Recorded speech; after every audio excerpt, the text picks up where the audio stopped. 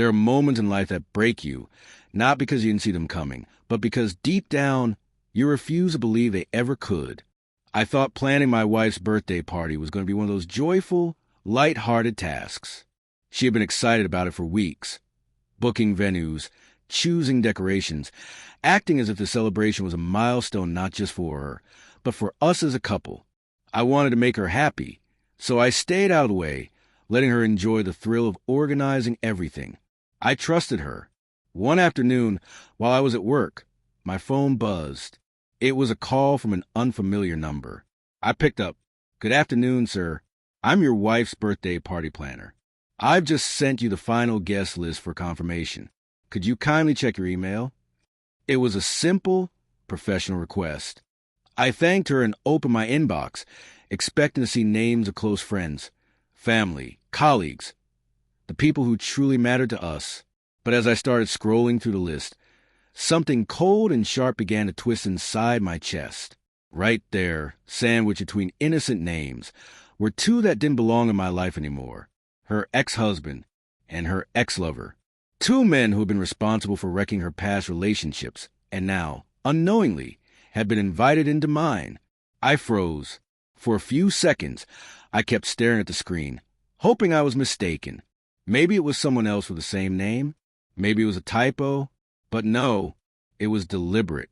It was her ex-husband, the man she had sworn was a closed chapter in her life, and her ex-lover, a man she had an affair with years ago, a man whose presence had once shattered her self-respect, and now, apparently, mine too. The betrayal wasn't just in the names themselves. It was in the casualness of their inclusion. It was as if she had no hesitation, no second thoughts, about inviting ghosts from her past into a celebration that was supposed to be about our present and our future. I called the planner back. "Cancel the entire birthday party," I said calmly. There was a moment of stunned silence before she responded hesitantly. "But sir, you're not the celebrant." Exactly. I wasn't the celebrant. But I was the man who had built a life around someone who didn't think twice before reopening wounds I had helped heal. When my wife came home that evening, she was all smiles, going on about floral arrangements and menu tastings. I waited until she finished. Then I asked her one simple question. "Why are your ex-husband and ex-lover invited to your birthday party?" Her face paled. For a brief moment, I saw a panic flicker in her eyes, but she quickly masked it with a dismissive laugh. "It's not what you think. We're adults. It's just a party. It's harmless." Harmless. That word echoed in my mind. I wondered if she knew how cruel it sounded. How could she think it was harmless to bring people into our lives who symbolized her darkest betrayals? People who had no business being part of the life we were building together? But she didn't stop there. She kept trying to rationalize it. "We've moved on. It's about being civil, showing maturity. Besides, it's my birthday. I should be able to invite who I want." At that moment, it became painfully clear. This wasn't about civility or maturity. It was about ego, about her need to prove to herself, and maybe to them, that she was still desired, still relevant. She wanted an audience of past lovers to see her celebrated, adored. And she didn't care if that meant dragging me into a room filled with the very people who had once disrespected her.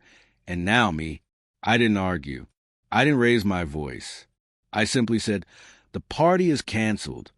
Her reaction was instantaneous.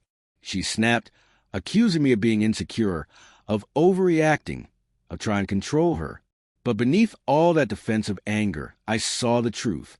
She wasn't angry because I canceled the party.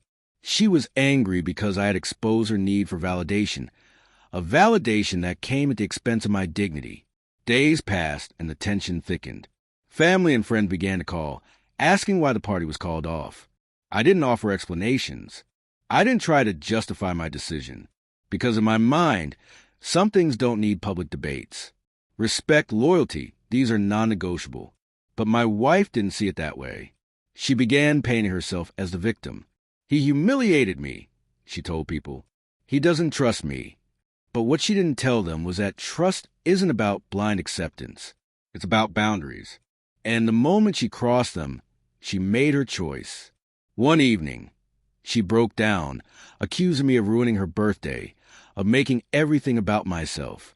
But as I stood there, watching her twist the narrative, I realized how far apart we had grown. She was fighting for her image, her pride, while I was silently grieving the loss of a bond that was supposed to be sacred. It wasn't about a party. It wasn't about a guest list. It was about respect. Inviting people who symbolized betrayal into a celebration of our life together was a maturity. It was cruelty dressed as confidence. And the fact that she couldn't see that was the deepest cut of all. The days that followed were quiet. We shared the same house, but not the same space. Conversations became mechanical. The warmth was gone. And then came the inevitable, the moment I knew was approaching. I told her I was leaving. No theatrics. No ultimatums. Just the cold, hard truth. I can't stay with someone who doesn't understand the difference between celebration and humiliation. She cried. She begged. She said she would disinvite them if it would make me stay.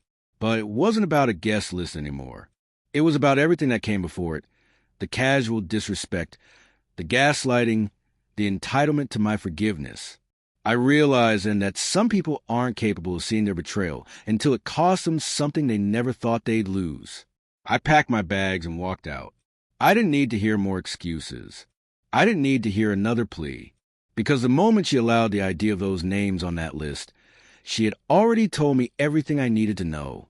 Betrayal doesn't always come in the form of secret affairs or loud fights. Sometimes it comes quietly, tucked away in an email attachment, masked as maturity and grown-up decisions.